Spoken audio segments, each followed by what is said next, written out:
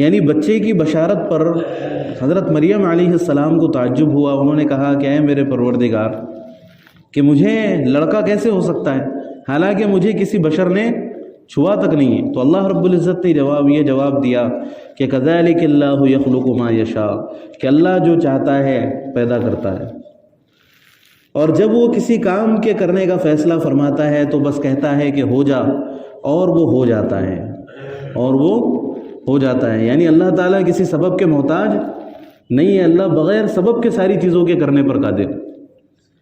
اللہ تعالیٰ بغیر سبب کے ساری چیزوں کے کرنے پر قادر ہے.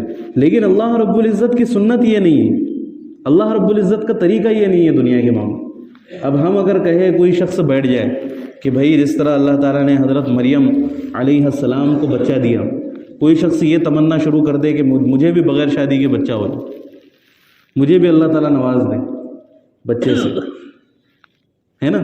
اب ایک شخص تھا، وہ ایک عالم صاحب کے پاس روزانہ جاتا اور ان سے کہتا کہ حضرت میرے لیے دعا کرو کہ اللہ نیک صالح اولاد عطا فرمائے، حضرت میرے لیے دعا کرو کہ اللہ نیک صالح اولاد عطا فرمائے. اب 1 سال ہو گیا، یہ مولانا دعائیں کر رہے ہیں لیکن اولاد نہیں ہو رہی. 2 سال گزر گئے، 3 سال گزر گئے. پھر آخر میں مولانا نے پوچھا کہ تیری شادی ہوئی؟ تو وہ کہنے لگا کہ میری تو شادی ہی نہیں ہوئی ابھی، لیکن پھر بھی اولاد کی تمنا کر رہا ہے، دعاؤں کی درخواستیں کر. تو اس سے یہ حماقت ہے، بیوقوفی. اس کا حکم اللہ رب العزت کی طرف سے نہیں دیا گیا ہے نا. اللہ کی سنت یہ ہے کہ دنیا میں اللہ رب العزت اسباب کے اعتبار سے فیصلہ فرماتا. اللہ کی عادت یہ، اور جب چیز انسان کی طاقت اور قوت سے باہر نکل جاتی ہے تو پھر اللہ رب العزت کی طرف سے غیب سے مدد اترتی. اب جیسے حضرت موسیٰ علیہ السلام اپنی قوم کو لے کر نکلے، اللہ رب العزت کی طرف سے حکم ہوا ان اسر بعبادی لیلا انکم متبعون، کہ اے موسیٰ بنی اسرائیل کو لے کر نکلو، فرعون تمہارا پیچھا کرنے والا. اب حضرت موسیٰ علیہ السلام لے کر نکلے لیکن راستہ بھٹک گئے اور ایک سمندر درمیان میں آ گئے. اب پیچھے فرعون کا لشکر تھا، سامنے سمندر تھا. اب ان کے اختیار میں کچھ بھی نہیں تھا، اب کچھ بھی نہیں کر سکتے تھے. انسان کیا کرے گا اس حالت میں؟ اب جو سچویشن تھی وہ اختیار سے باہر ہو چکی تھی، اب کچھ بھی نہیں ہو سکتا تھا. جتنا ان کے اختیار میں تھا انہوں نے کیا. اللہ کی طرف سے حکم آیا کہ لے کر نکلو. انہوں نے قوم کو جمع کیا، اکٹھا کیا، لے کر نکلے، حفاظت کی تدبیر اختیار کی، جتنا اپنے اختیار میں تھا اتنا کیا.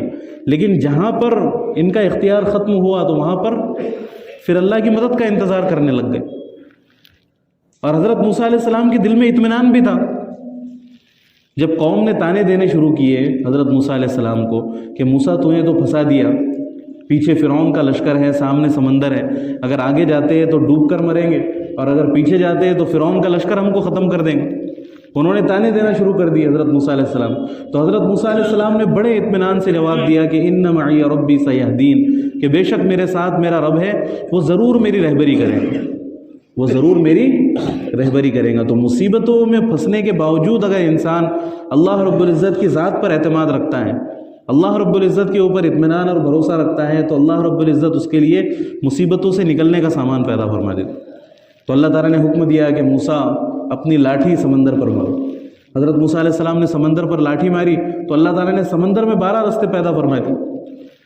تو جب انسان کا اختیار ختم ہوا تو پھر غیب سے اللہ رب العزت کی مدد اترتی ہے نا. اس سے پہلے انسان سب کچھ چھوڑ دے اور صرف اللہ سے دعائیں کرتا رہے تو اس بات کا شریعت میں حکم نہیں دیا گیا. اگر ایسا ہوتا تو نبی کریم صلی اللہ علیہ وسلم کی دعائیں تو ہم سے زیادہ مقبول تھیں، اور وہ تو اس بات کے زیادہ قابل تھے کہ وہ صرف دعاؤں پر بھروسہ کر کے بیٹھ جاتے. ہمارے یہاں تو آسودگی ہے، ساری نعمتیں اللہ نے دی ہیں، پیٹ بھر کے کھا رہے ہیں، صحت بھی ہے، تندرستی بھی ہے، ساری چیزیں موجود ہیں، ساری نعمتیں اللہ کی طرف سے ملی ہوئی. لیکن صحابہ اکرام کا تو یہ حال تھا کہ فقر و فاقے تک نوبت پہنچی ہوئی تھی، پیٹ پر پتھر بندھے ہوئے تھے. ویسی حالت میں خندقیں کھود رہے ہیں. کتنی محنت کا کام ہے خندقیں کھودنا، اور وہ بھی معمولی خندقیں نہیں تھی بلکہ اتنی چوڑی خندق کہ اس کو گھوڑے بھی پار نہ کر سکے. ایسی حالت میں خندقیں کھود رہے. کبھی شکوہ صحابہ کی زبان پر نہیں آتا تھا، لیکن اس وقت شکوہ زبان پر آیا. اللہ کے نبی صلی اللہ علیہ وسلم سے کہا کہ یا رسول اللہ، بھوک سے ہماری حالت اتنی خراب ہے کہ ہمارے پیٹوں پر پتھر بندھے ہوئے. تو اللہ کے نبی صلی اللہ علیہ وسلم نے اپنا گریبان اٹھا کر دکھایا تو آپ کے پیٹ پر 2 پتھر بندھے ہوئے تھے، ہے نا؟ تو وہ تو اس بات کے زیادہ قابل تھے کہ وہ صرف دعا پہ بھروسہ کر کے بیٹھ جاتے کہ یا اللہ ہمارے تو حالات پہلے ہی خراب اور ہم کیا محنت کریں، کیا مشقت کریں. لیکن انہوں نے اسباب اختیار کیے، انہوں نے اسباب اختیار کیے، اور جب وہ اپنی پوری کوشش کر چکے تو پھر اللہ رب العزت کی طرف سے مدد آئی. تو اسی لیے توکل کا حقیقی مفہوم یہ نہیں ہے کہ ہم ساری چیزوں کو چھوڑ کر بیٹھ جائیں، بلکہ توکل کا حقیقی مفہوم یہ ہے کہ ہمارے اختیار میں جو ہے وہ ہم کر لیں، اس کے بعد میں پھر اللہ رب العزت پر بھروسہ کریں. یعنی سبب اختیار کرے لیکن سبب کے اوپر نظر نہ رکھے، سبب اختیار کرے لیکن سبب کے اوپر نظر نہ ہو. سبب اختیار کرنا ضروری، لیکن یہ نہیں سمجھنا چاہیے کہ بھئی اسی کے ذریعے سے سارے کام ہو، بلکہ یہ نظریہ ہونا چاہیے کہ اللہ اگر اس کے اندر تاثیر دیں گے تو اس کے اندر تاثیر ہے، اس سے فائدہ ہوگا، اور اللہ اگر اس کے اندر سے تاثیر چھین لیں گے تو پھر اس سے کوئی فائدہ حاصل نہیں ہو سکتا. یہ نظریہ ہونا چاہیے سبب کے بارے میں.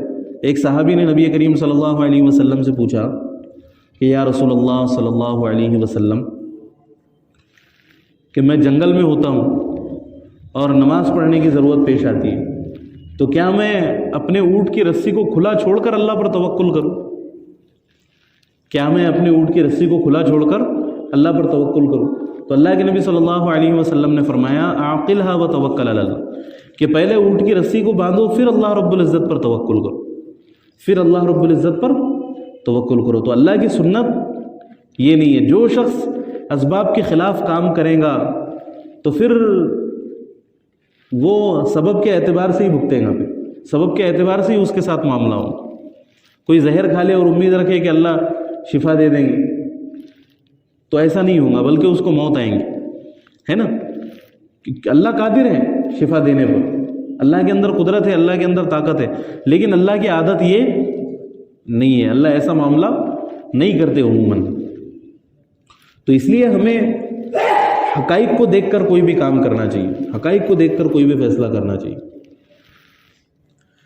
تو اللہ کی شان یہ ہے کہ جب وہ کسی چیز کا ارادہ کرتا ہے تو بس کہتا ہے ہو جا، اور وہ چیز ہو جاتی ہے.